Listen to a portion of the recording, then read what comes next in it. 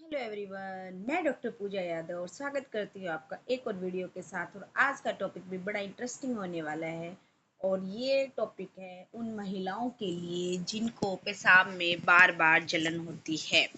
और जलन होने के कारण जो पेशाब पेशाब करके उठती हैं तो आ की आवाज़ निकलती है, या फिर यहाँ पर हाथ लगा के उठती हैं, तो उन महिलाओं के लिए ये वीडियो है। तो चलो ज़्यादा टाइम वेस्ट नहीं करते हुए हम टॉपिक स्टार्ट करते हैं। सबसे पहले जलन, पेशाब में जलन क्यों होती है ये बता देती हूँ।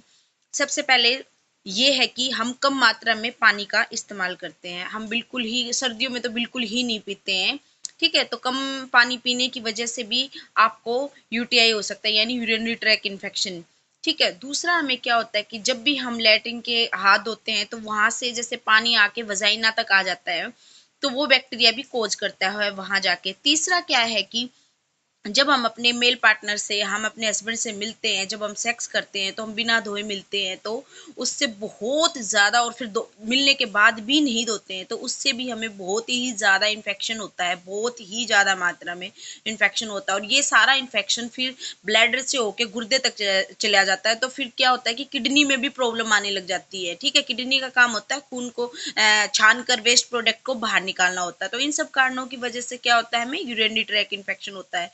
तो इसकी वजह से कमर में दर्द भी रहता है और चीसें लगती हैं बार बार। अगर साल में आपको तीन तो नहीं, कम से कम 5 से 6 बार अगर बार बार आपको ये प्रॉब्लम होती है यूरिनरी ट्रैक इन्फेक्शन, तो आप अपना इलाज कराइए, अल्ट्रासाउंड कराइए। इससे आपको सर्विसाइटिस, यानी यूट्रस में भी, यूट्रस के बाहर जहाँ से बच्चादानी का मुंह खुला होता है उसको बोलते हैं सर्विक्स, वहां पे सोजन शुरू हो जाती है।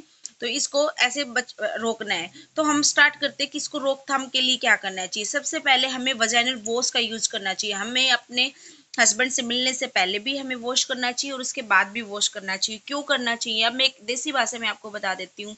जैसे हर चीज के लिए सिर धोने के लिए शैम्पू बना है, ठीक है, मुंह धोने के लिए फेस वॉश बना है, सेम उसी प्रकार नहाने के लिए जैसे हमें साबुन साबुन है उनमें केमिकल ज्यादा होता है, सेम उसी प्रकार वजाइना के लिए भी वजाइनल वॉश बना है जिसकी पीएच बहुत अच्छी हो, ठीक है, 3.5 हो जिसकी। क्योंकि हमें हमारा वहाँ पे एसिडिक मीडियम होता है तो हमें उसको अल्कलाइन बनाना होता है।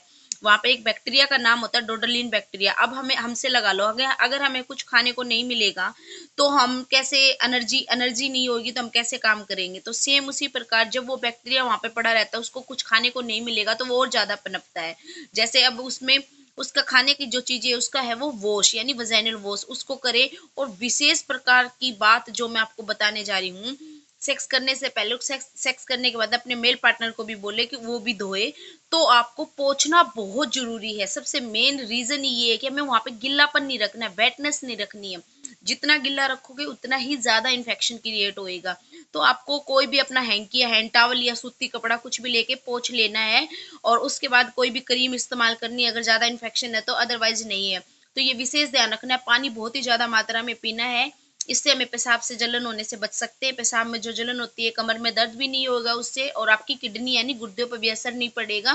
वेस्ट प्रोडक्ट भी अपना आराम से छन के अच्छे से बाहर आएगा। तो आप ज्यादा से ज्यादा मात्रा में घरेलू उपचार तो यही है कि पानी का इस्तेमाल कीजिए और वजाइनल वॉश का इस्तेमाल कीजिए जिसकी पीएच अच्छी हो, ठीक है। और वहां पे डिटोल या सेवलोन का यूज नहीं करना है, ये मैं तुम्हें प्रॉपर वे में बता देती हूँ। वहां पे डिटोल और सेवलोन बिल्कुल भी, बीटाडीन वगैरह कुछ नहीं यूज करनी है, उससे और ज्यादा बैक्टीरिया पनपते हैं और ज्यादा प्रॉब्लम क्रिएट होती है। ना ही आपको वजाइनल पेस्टिसाइड्स रखनी है। जैसे बहुत सारे डॉक्टर्स दे देते हैं वजाइना में पेस्टिसाइड्स रखने के लिए, वो भी वेटनेस का ही कारण होता है, वो गिल्लापन करके और भी इचिंग क्रिएट करता है। सिर्फ आपको अपना रोकथाम के लिए सिर्फ वजाइनल वॉश करना है और दवाई खानी। और मेन चीज मैं बता देती हूँ, बहुत सारी महिलाएं क्या करती है यूटीआई के लिए, यानी यूरिनरी ट्रैक इन्फेक्शन के लिए, जो लंबे समय से चलता आ रहा है, क्रोनिक है, 4-5 दिन दवाई खाती है फिर वो रिकरेंट हो जाता है, यानी बार बार हो जाता है। रिकरेंस ना रहे उसके लिए आपको जो भी डॉक्टर बोले, आपको 15 दिन का, 20 दिन का, 1 महीने का जो भी कोर्स करना है उस कोर्स को पूरा करें, पूरी दवाई खाएं। और मैं बस यही कहना चाहूंगी लास्ट में भी, वजाइनल वॉश का बिल्कुल इस्तेमाल करें, सेक्स करने से पहले भी, सेक्स करने के बाद भी। और वजाइना को बिल्कुल ड्राई रखना है। और पोटी वाले रास्ते को जब हम धोते हैं तो वो धो के वो वजाइना में चला जाता है ना, इसलिए वो अच्छे से वॉश करके उसको पोंछ ले। और लेटरिन के रास्ते को भी जो वॉश आप यूज कर रहे हो ना वहां पे लगा के धोना चाहिए ताकि बगंदर भी ना क्रिएट होए।